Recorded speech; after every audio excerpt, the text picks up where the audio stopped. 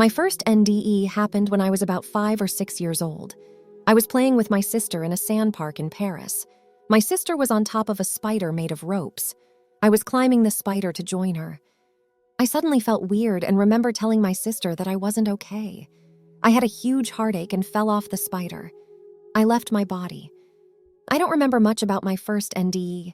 I do remember the feeling of unimaginable speed, being inside a tunnel and seeing many pictures. I also recall no pain when I left my body.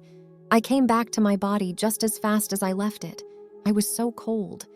When I opened my eyes, I came back. I had sand in my mouth. I told you about the situation of my first NDE because after that, I went back to that place quite often. I will use I went back or I went or go because I am not sure how to describe this place without distorting or damaging it, because it is not a place.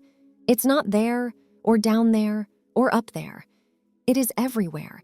It's far and so close at the same time. I remember telling my mother that every time I left, I died, but she was convinced that I had a health problem. She brought me to at least a dozen specialists. They never found anything wrong with me, except the last specialist, who told me that I was just falling because of a disconnection of my vagus nerve. He explained that it is as if 2 cables were disconnecting, and that was what made me lose consciousness. I believed the specialist and my mother. After all, what could I know about it at 12 years old? I left another time after the diagnosis, but I remember it.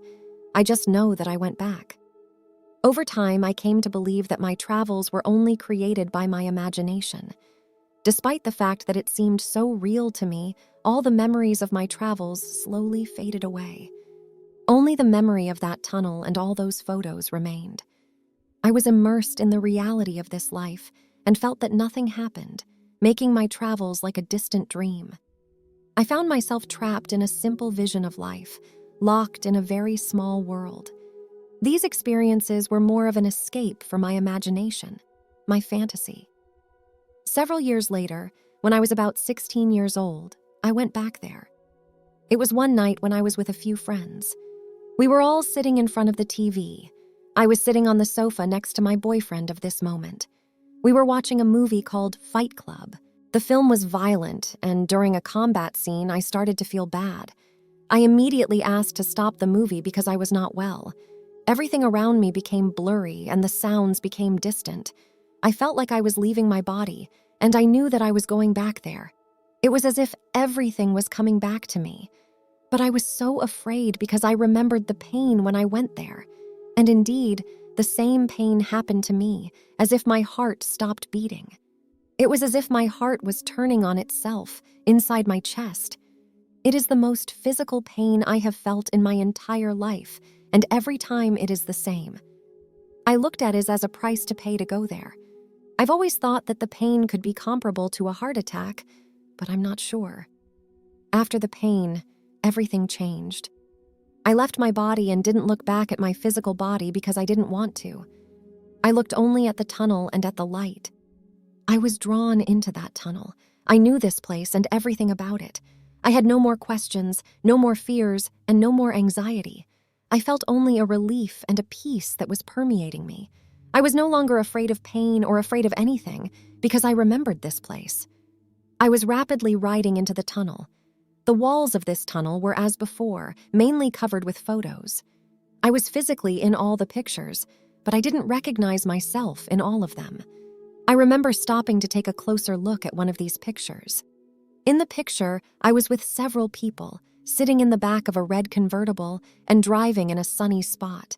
There were 5 of us in the car, and we were all happy. We were laughing together. I didn't recognize myself and the others. I just know it was me.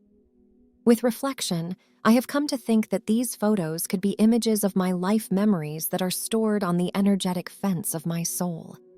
Analogous to if the tunnel represented the walls of my soul, and when I arrived there, I was in a state of pure spirit.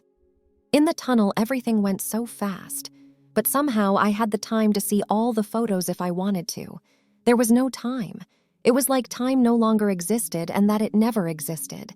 I feel that only in the non-physical state can a person understand this notion of without time or the non-existence of time because it seems impossible to describe it on Earth.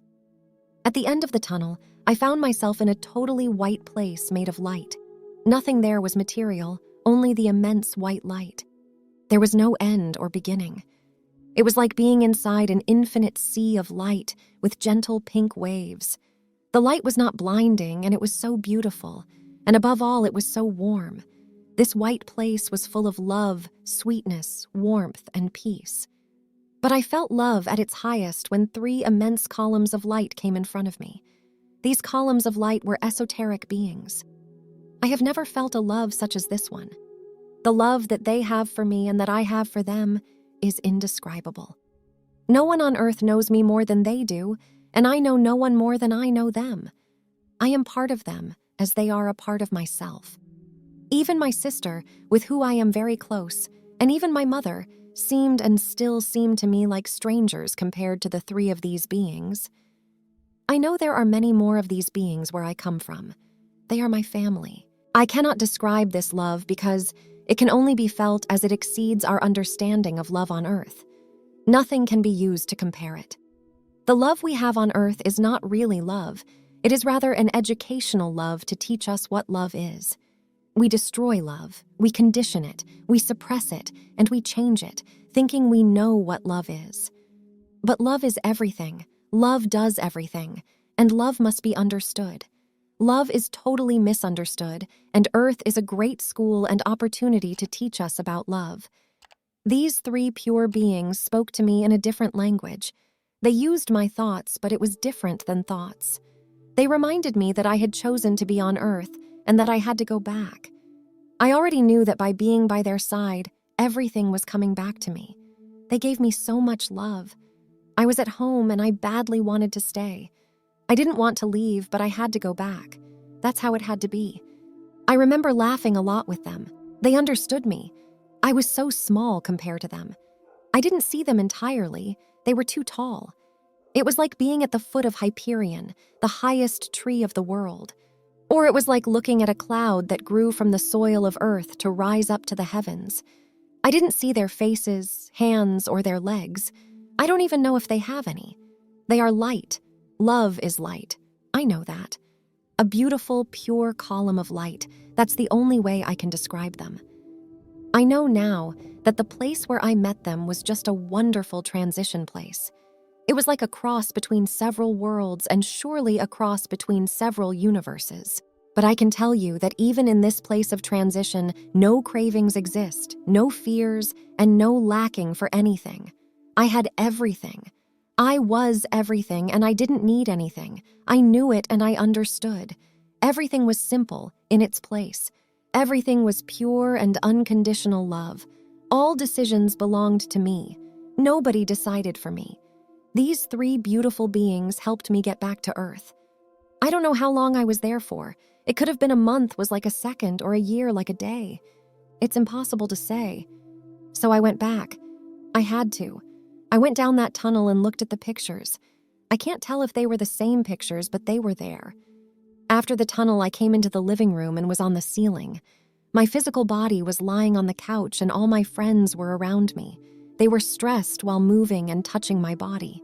When I returned to my body, it was very difficult and I was in pain. It was a physical pain, but also a pain in my soul. I was choking, feeling uncomfortable and cold. The contrast was like being in a huge lake of pure, clear, and warm water, with this pure water becoming me, covering me with love, extending my being to the sky. Then suddenly, finding myself inside a small box open to a dark, rainy sky, in a deserted, cold street in town, where every drop of rain that fell on me brought ice into every inch of my blood. I opened my eyes. I wanted to cry and leave. I saw my friends above me. They were panicked, talking to me, moving and waiting for an answer from me. But I didn't want to answer. I was upset as if it was their fault I had to come back. Of course, they had nothing to do with this. The upset feeling lasted only a few seconds. During the next hour, I felt very tired and spoke very little. It was as if the effort of speaking weighed me down and my tongue felt heavy as iron. I just asked one question, how long I was gone for, and Paul said 40 or 50 seconds. It was incredible. I felt like I was gone for 10 years. These trips are the greatest experiences of my life. Nothing will reach the height of my feelings and emotions during these moments. I am sure that I have been there all the other times before the diagnosis. Unfortunately, I have just a very few memories of my other travels. It is difficult to adapt to Earth after coming back from a much higher and evolved place. I think I've never really adapted to this world. I live and try to do my best to complete why I've come for. Of course, I tried to escape this reality through ingesting drugs and alcohol. I experienced depression and a desire for death, but I would have never killed myself since I know how life is important and precious. I spent all those years waiting for the end of this life, wasting my time. I think my coming down here is more difficult than I thought. The loneliness is so heavy. I started writing, and I'm going to finish this book that I began writing 3 years ago. With my book, I travel and I see different worlds and planets, places where I am sure I have been before. Some will surely tell me it's all the fruit of my imagination, but to me, imagination is more than a fruit. Imagination creates and is real and powerful. It is a door to memories and places that only the unconscious sees. I have not spoken about my NDE to my mother, my sister, or to my friends. It was only recently that I had a desire to communicate on this subject. I want to talk about it, share it, and stop my silence. But it is difficult for me to find an open mind with attentive ears for such stories. Only our testimonies of NDE can offer us a tiny answer, like a perfume among the fragrances of billions of flowers. That does it for today's video. Let me know what you thought about it in the comment below.